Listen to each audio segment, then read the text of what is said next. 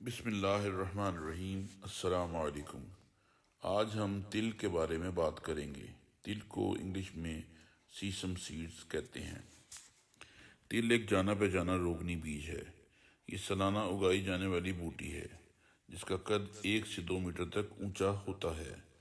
کاشت کی جانے والی فصلوں میں یہ سب سے قدیم فصل ہے۔ ایشیا میں زمانہ قدیم سے ہی اسے غذائیت سے بھرپور بیج سمجھا جاتا ہے۔ اس بوٹی کی قسمیں ہوتی ہیں۔ اس کا پودا روئیں دار ہوتا ہے جس کی بہت تیز بو ہوتی ہے، جبکہ بیج چھوٹے چھوٹے ملائم سفید اور کالے یا سرخ رنگ کے ہوتے ہیں۔ تل کا آبائی وطن افریقہ ہے، لیکن مختلف مقامات کے آثار قدیمہ کی کھدائی کے دوران اس کے بیج برآمد ہوئے ہیں۔ پاکستان میں ہڑپہ ساہیوال سے جو بیج ملے ہیں، ماہرین کے مطابق ان کا زمانہ 2000 سال قبل مسیح کا ہے۔ اس طرح مصر کے آثار قدیمہ سے ملنے والے بیجوں کے متعلق خیال کیا جاتا ہے کہ 1300 سال قبل مسیح کے ہیں۔ اس سے پتہ چلتا ہے کہ یہ وہ زمانہ ہے جب بنی اسرائیل کو مصر سے نکالا گیا تھا۔ ہندوستان کے ویدک دور کی تحریروں میں تلوں کے تیل اور بیجوں کو بے شمار تذکرہ کیا گیا ہے۔ اس دور میں تل مذہبی تقریبات میں استعمال ہوتے تھے۔ تل ابتدائی ادوار میں ہی مغربی ایشیا سے ہندوستان، چین اور جاپان تک پہنچ چکے تھے۔ موجودہ دور میں یہ لاطینی امریکہ میں وسیع رقبے پر کاشت ہو رہے ہیں۔ تلوں کی غذائی صلاحیت۔ تل شاندار قسم کی نشوونما کرنے والی غذا ہے۔ ان کو استعمال کرنے سے پہلے ان کا سخت چھلکا اتار لینا چاہیے، کیونکہ یہ چھلکا انتڑیوں میں خراش پیدا کرتا ہے۔ نیز اس کا ذائقہ بھی کڑوا ہوتا ہے۔ اس کڑوے پن کی وجہ سے اس میں پایا جانے والا ایکزالک ایسڈ ہوتا ہے۔ تلوں کے بھوسے میں کیلشیم، آئرن، وٹامن B1 پایا جاتا ہے۔ تلوں کا بھوسا انسانی معدہ ہضم نہیں کر سکتا۔ سفید تلوں میں کیلشیم وافر مقدار میں پائی جاتی ہے۔ کیلشیم کی کمی والے مریضوں کے لیے سفید تلوں کا استعمال بہت ہی زیادہ مفید رہتا ہے، جبکہ کالے تلوں کا تیل اپنی خاصیت کے اعتبار سے بہت بہتر ہے۔ اس سے زیادہ تر ادویات کے لیے موضوع قرار دیا جاتا ہے۔ سرخ تلوں میں آئرن زیادہ پایا جاتا ہے۔ یہ تل جلد کو نرم ملائم کر دیتے ہیں۔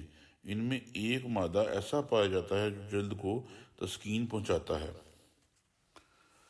شفا بخش اجزاء اور طبی استعمال۔ تلوں کے تیل میں اعلیٰ و ارفع قسم کی طبی خوبیاں پائی جاتی ہیں۔ ہندوستان کا قدیمی مشہور معالج جراح کہتا تھا کہ تلوں کے تیل سے بہتر کوئی دوسرا تیل نہیں ہے۔ تلوں کے تیل کا ذائقہ بہت اچھا ہوتا ہے۔ اس کا نقطہ ابال بہت اونچا ہوتا ہے۔ اس تیل کی یہی خوبی صحت کے حوالے سے بہت اہم مانی جاتی ہے۔ نقطہ ابال بہت اونچا ہونے کی وجہ سے اس تیل کے مالیکیول آسانی سے نئی ہیئت میں تبدیل نہیں ہو سکتے، جبکہ دیگر نباتاتی تیلوں میں ہیئت تبدیل ہو جاتی ہے۔ تلوں کے تیل میں ایک ایسا مادہ پایا جاتا ہے جو اندرونی طور پر پیدا ہونے والی خراش کو ختم کر کے سکون پہنچاتا ہے۔ تلوں کی یہ بھی خوبی ہے کہ یہ بہتر نشوونما کے لیے ساتھ ساتھ حیض کو جاری کرتے ہیں، جسم کو فربہ کرتے ہیں، پیشاب میں اضافہ کرتے ہیں اور اجابت میں آسانی لاتے ہیں۔ تل دیسی ٹوٹکے کے طور پر اسقاط حمل کو ممکن بنا دیتا ہے۔ تل ایک کھانے کا چمچ لے کر اس میں پانی کی شکر ہم وزن شامل کر کے پیس لیں۔ یہ دوا دن میں 2 بار کھلانے سے تھوڑے دنوں میں ابتدائی مرحلے کا حمل ساقط ہو جاتا ہے۔ اس غذا کے استعمال سے رحم پھیل جاتا ہے اور اسقاط حمل ممکن ہو جاتا ہے۔ تل بواسیر کا بہترین علاج ہے۔ ان کو جوشاندہ بنا کر یا مٹھائی کی صورت میں استعمال کیا جا سکتا ہے۔ تلوں کو پانی کے ساتھ گرائنڈ کر کے پیسٹ بنا کر مکھن کے ساتھ استعمال کرتے رہنے سے خونی بواسیر کی تکلیف میں افاقہ ہوتا ہے۔ تل سانس کی تکلیفوں میں فائدہ پہنچاتا ہے۔ 1 کھانے کا چمچ تل، 1 کھانے کا چمچ السی کے بیج، 1 بڑا چمچ شہد اور چٹکی بھر نمک شامل کر کے معجون تیار کر لیں۔ اس معجون کو ہر روز رات کو کھانے سے پرانا برانکائٹس، دمہ اور نمونیا کے علاج میں مؤثر ثابت ہوتا ہے اور استعمال کرنے سے افاقہ ہوتا ہے۔ اس معجون کے استعمال سے پھیپھڑوں میں جمع شدہ بلغم خارج ہو جاتا ہے۔ تیلوں کا استعمال حیض کی تکلیفوں میں مؤثر ثابت ہوتا ہے۔ آدھا چمچ تیلوں کا سفوف روزانہ 2 بار گرم پانی کے ساتھ لینے رہنے سے نوعمر غیر شادی شدہ بالغ لڑکیوں کو حیض کے دوران ہونے والے شدید درد سے محفوظ رکھتا ہے۔ اگر حیض کی مقررہ تاریخ سے 2 دن پہلے تیلوں کا سفوف استعمال کرنا شروع کر دیا جائے تو حیض کی کمی بھی دور ہو جاتی ہے۔ علاوہ ازیں مٹھی بھر کوٹے ہوئے تیلوں کو گرم پانی میں ڈال کر جسم کے نچلے حصے کو دھونا بھی فائدہ پہنچاتا ہے۔ تیلوں کا پیسٹ بنا کر جلی ہوئی یا جھلسی ہوئی جلد پر لگانے سے سکون حاصل ہوتا ہے۔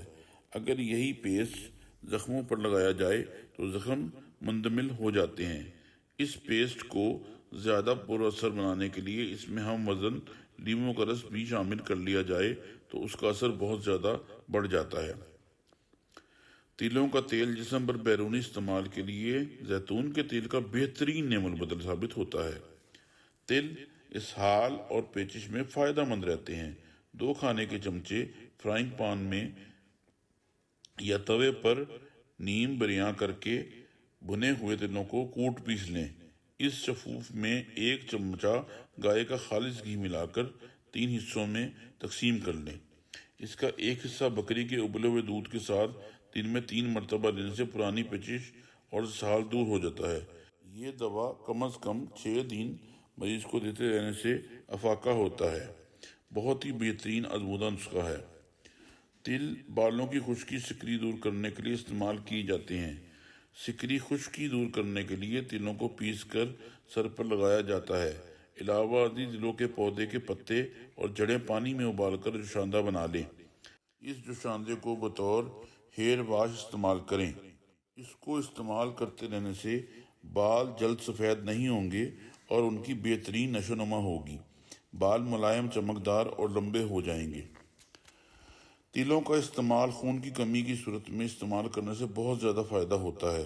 تیلوں میں چونکہ آئرن کی مقدار کافی زیادہ ہوتی ہے، اس لیے خون کی کمی میں ان کا استعمال سود مند ثابت ہوتا ہے۔ نیز تیلوں کو کم از کم 2 گھنٹے تک گرم پانی میں بھگوئے رکھنے کے بعد گرائنڈ کر کے چھان کر ایملشن بنا لیں۔ اس ایملشن کے 1 کپ میں 1 کپ دودھ ملا لیں۔ اس کو میٹھا کرنے کے لیے اس ایملشن میں چینی ملا کر خون کی کمی کے مریض کو باقاعدگی سے پلاتے رہیں۔ ہفتہ عشرہ کے استعمال کے بعد خون کی کمی کی شکایت دور ہو جائے گی۔ خوردنی تیل کے حصول کے لیے تل کاشت کیے جاتے ہیں۔ تلوں کا تیل کھانے پکانے میں کام آتا ہے۔ یہ تیل زیتون کے تیل کا بہترین نعم البدل ہے۔ تلوں کو بھون کر شوربے میں شامل کیا جاتا ہے۔ افریقہ اور ایشیا میں تلوں کو گڑ، شکر یا چینی ملا کر مٹھائی بنائی جاتی ہے جو کہ بہت مرغوب ہے۔ تل بہت ہی صحت افزا چیز ہے، اسے ضرور استعمال کریں۔